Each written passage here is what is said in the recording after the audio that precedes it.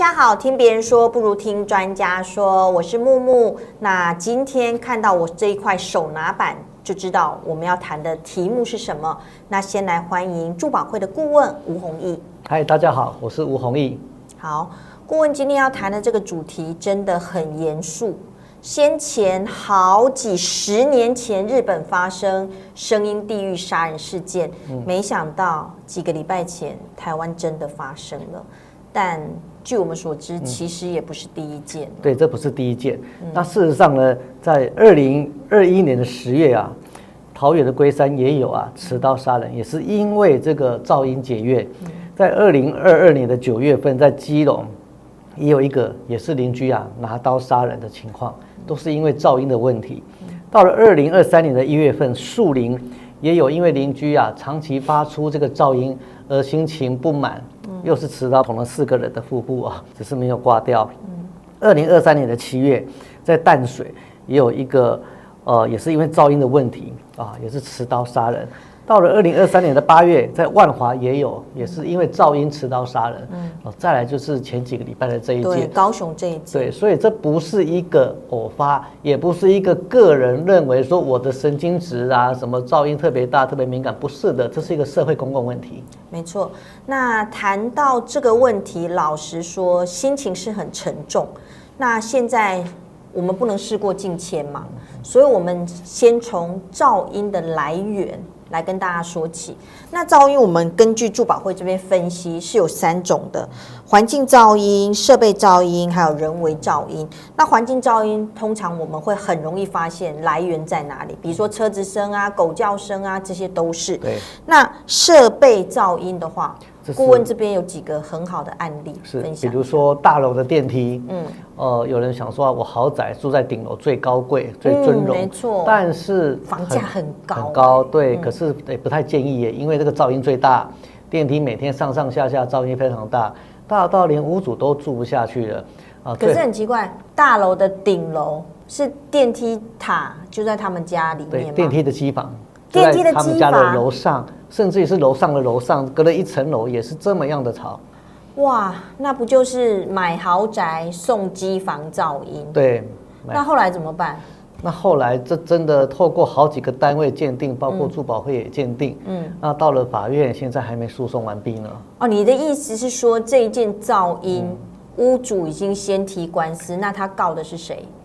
管委会建商他告的是建商。是，最后他住不下去，他说他每天回到家想睡觉的时候，3更半夜有人电梯上上下下，他就惊醒了。那惊醒之后，每天他就睡不着了，长期就精神衰弱，然后最后就是那个佣人每天都住在家里很开心嘛。那佣人怎么会睡得着？我不知道不过还是他特别累。应该说每个人对声音的敏感度真的是不一样。像我小时候，我住在铁路附近，那我很习惯有火车经过的声音。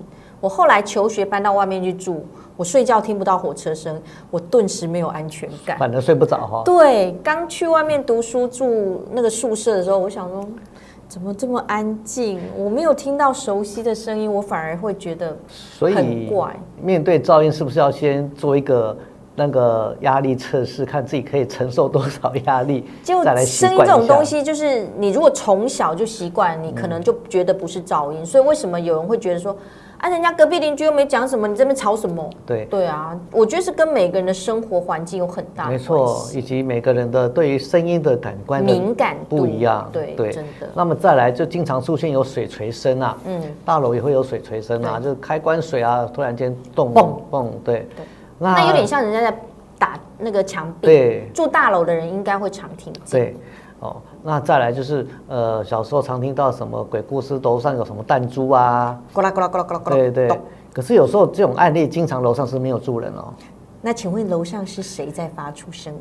那事实上经过很多专家的研究他们认为是说这个钢筋钢筋可能有锈蚀，它膨胀了。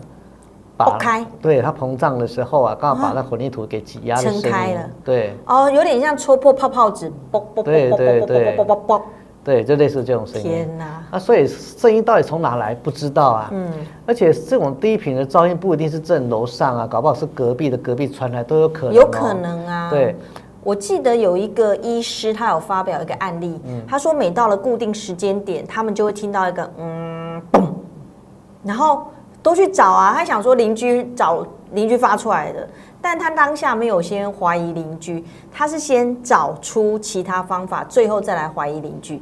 那后来他终于发现了，原来是他们停车那个栅栏放下来之后，他会打到旁边的一个铁片，所以嘣。然后等它升上来的时候就没有，再打下去又是一个声音，尤其是在那个很频繁进出的时候。所以这个噪音啊，不一定是楼上，对，但是经常受到干扰的人，初步的感觉就想说是楼上或隔壁，气死人了。好，这就是我们说的人为的部分。是，那人为的部分通常可以分成故意或非故意。对，比如说非故意的。就是小朋友年纪比较小，你叫他不要跑跑跳跳，这个很难控制吧，老实说有点难控制，因为他这个年纪很小，他刚好在探索，而且他走起路来一定是叭叭叭叭叭叭叭，他不会说小声一点，他的脚步特别重，他的年纪还小。对，那故意的话，就是比如说唱歌、打麻将，你就会听到那个摸牌的声音，对，然后或者有人碰牌的时候会。很大力，他会去敲桌子，对，他会拿牌去敲桌子。是，那不晓得为什么那个半夜的时候，那个共振的声音就特别大声。因为半夜的时候，整个环境的背景声音是很低的，那分贝很低的时候，突然间一个大的声音，就马上这个衬托就出来了。对，对比。我还也觉得一件事情，半夜听会很可怕，就是环境噪音的部分，对，猫叫声。哦，对，半夜听到猫叫声，真的，尤其是猫在求偶的时候。对，我曾经有听过猫叫一叫，然后突然就是有玻璃瓶碎掉的声音，有人拿玻璃去砸猫，有人拿玻璃去砸猫，所以尤其住在那个比较密集的，比较是传统型的公寓的时候，猫叫声那个真的共振的非常厉害，所以有人真的受不了，他就拿那个玻璃瓶去朝那个声音的来源打过去。还有一个很特别的案例，因为这个社区啊要做这个生态池，哇，养了好多青蛙，结果这个邻居住户都睡不着了。这就是所谓的白噪音啊。对，白噪音就是天然的声音，是蛙鸣、鸟叫、风吹这种自然的噪音。但是呢，青蛙繁殖的太过于旺盛了，对，活动力都非常好，是，然后就在半夜呱呱呱呱，一只叫没差，对，一群的时候，这个就完蛋了，这个噪音太大了，那怎么办？最后啊，很残忍的就把它抓起来咯。可是原本不是好意是生态池吗？对啊，结果那个呱呱呱呱呱的声音，所以原本是美意，但没想到，不然就要控制蛙蛙繁盛太过，要通知这些青蛙只能生一胎。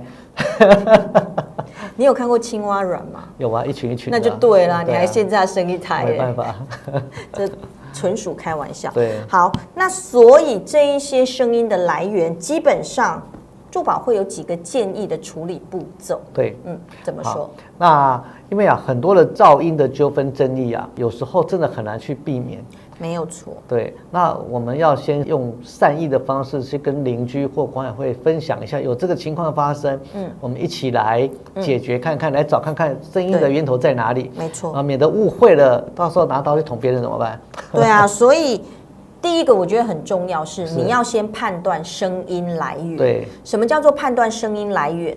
你知道，就像我们讲的，声音是来自环境的，还是设备的，或者是人为的故意跟非故意？对，比如说我们确实有晚上10点还在唱歌，对，然后隔壁邻居就说：“哎呀，10点了，可以不要唱了吗？”我们一听，哈，10点了，赶快收起来。对，太开心忘记时间，对，太开心忘记时间。那邻居好意来规劝，那就赶快收起来，大家互相一下。那有时候邻居不敢去跟邻居说明，因为就住着一群年轻人，哇，晚上开着很大音乐在跳舞，怕那个不小心按门铃又被打。这夸张了一点，但是就是要先善意沟通。是，好，那第二个就是说啊，这个要劝导。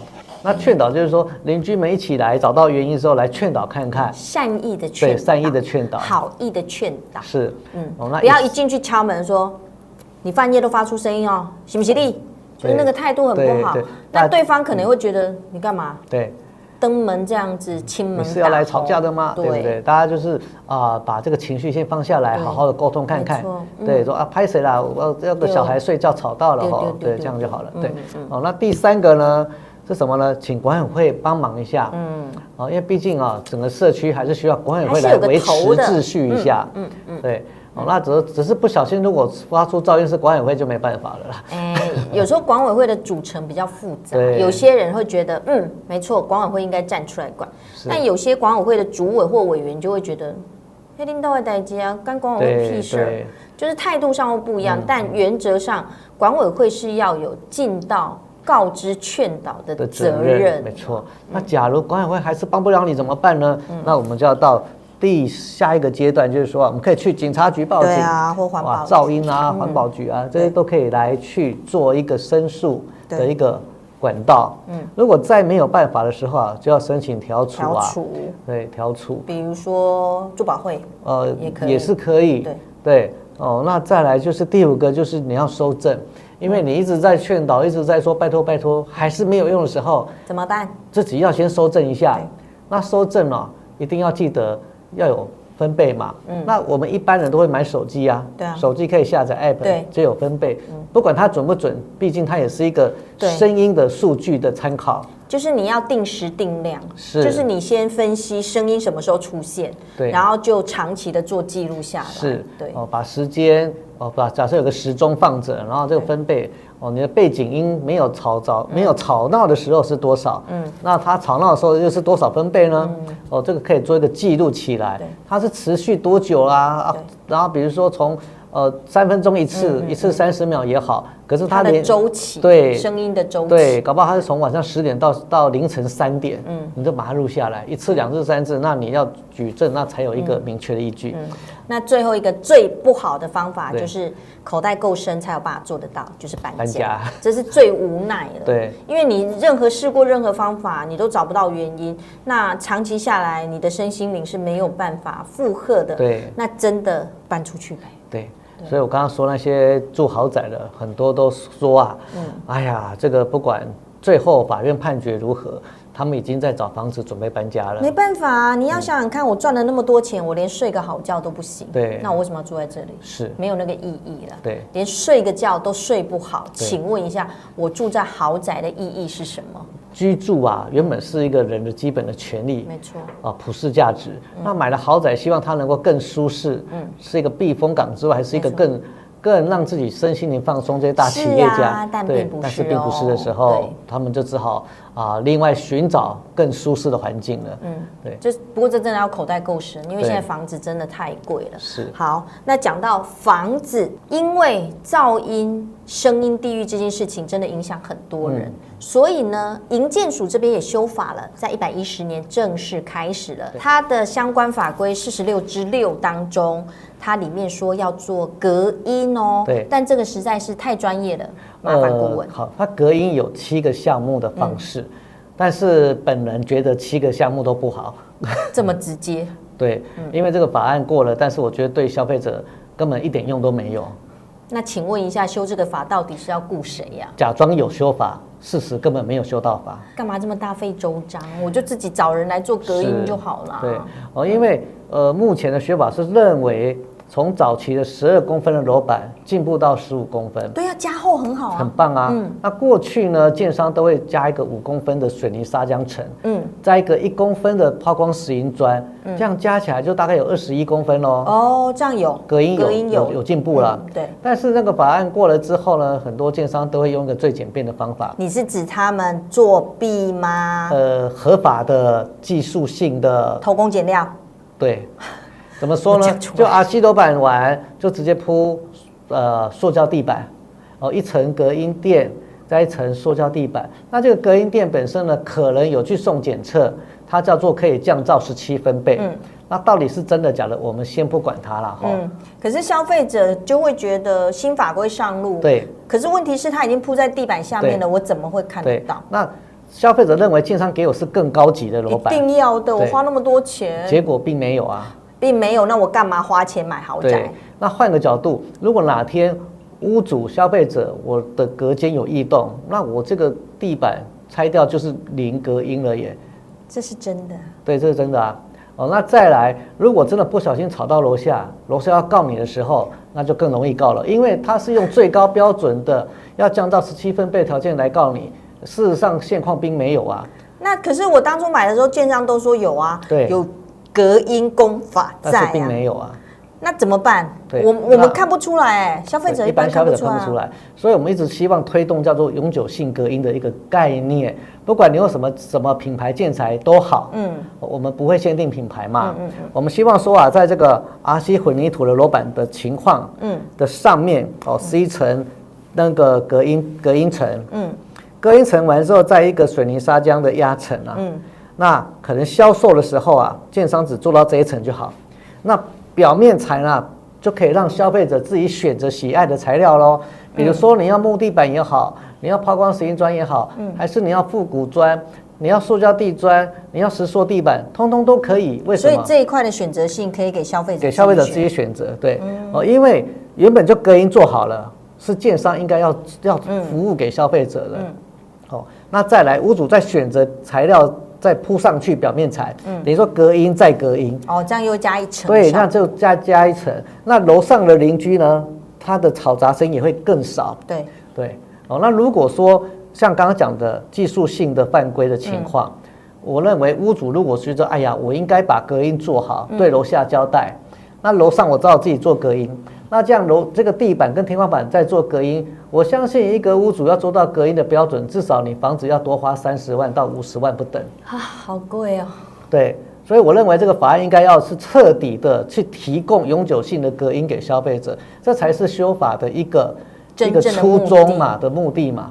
不然那有修跟没修一样，都是技术性犯规啊。照你刚刚讲的我作弊就过了，反正我已经铺好，消费者你爱买不买啊？你不买，我再卖给下一个潘娜就好了。对，而且呢，你看如果做到这个压层，隔音层已经做完了，对啊，那我们隔间墙在这个上面，所以我在移动隔间墙，你不会破坏隔音层啊，不会啊，这才是一个永久性的做法。因为现在很怕就是大家买了之后，因为新手屋你买，你当然不会去大改格局，但是也有可能改格局，一旦改格局，万一再挖到这一层隔音就破了，那有什么好隔音的？因为传统也有做法是混凝土楼板完就是隔间墙，然后再就隔音，即使有做这样隔音层也好，看起来也不错，可是我也不建议。为什么？你的隔间墙如果改天我房子卖给你了，你要因为空间的需求移动，那整个楼板的隔音就全毁了，就重来了。真的，对，那也不是一个正确的做法，应该是要把隔音整个都做到好，这才是符合这个法案的初衷嘛，要降到17分贝啊。好，那问题是，建商有必要去揭露这一块的隔音工法的资讯给消费者知道吗？我认为一个好的建商，他应该是愿意揭露，因为他才能够在整个市场的当中，你要房价要卖高，你要有本钱，要有本事嘛。听到这句话的意思就是说，建商不会主动揭露；听到这句话的意思就是政府也不会监督，建商必须要主动揭露。对，我是不是翻译的很好？很好。对，那变成我消费者可以要求吧？可以，但是建商不一定会理你啊。所以我说，好的建商也呼吁建商好朋友们其实大家都认识了好朋友们，我们可以把标准拉高，我们做好我们的口碑行销嘛，品牌形象，让消费者知道我买这一个公司的房子就是有保障，我住得安心嘛，我睡觉也睡得放心嘛，不会吵到别人。那个高雄这种案例不会出现在我们社区里面嘛，不要再发生了，拜托，没有人想要看到这种悲剧发生。是，因为110年上路，现在112年，所以房子有的可能都还在挖地基而已。对，所以你消费者现在要去找有隔音工法，可能还没有那么的快。对，但这件事情很重要，一定要先让消费者知道，因为他公告的工法这7个工法都不是这样子彻底有效的隔音工法。今天的听别人说不如听专家说，因为接下来110年以后的建案都必须要有所谓的隔音工法的隔音地板楼层这个部分，所以消费者一定要先把这个知识学起来。不管怎么样，开口问建商就对了，他要不要揭露，不管他，你就是问。但是有一个建商说他要这么做，谁？他正准备要拆旧建筑物要开始盖了。好，我知道是谁。对，这个是个好建商，到时候要表扬他一下。我们到时候会大方的公布他。对，那我们先卖个关子好了。那也呼吁啊，有建商要这么盖，也通知我们。对，我们来支持你。对，要支持好业者。那今天的听别人说不如听专家说，我们就来分享，我们不要再制造声音地狱了。我们希望每一天回到家都是开心、安心、放心的睡一觉。对，明天还有精神，努力。对，我们要听那个阿伦唱的歌，天塌下来都能睡。对，好，那我们就下次再会喽，拜拜。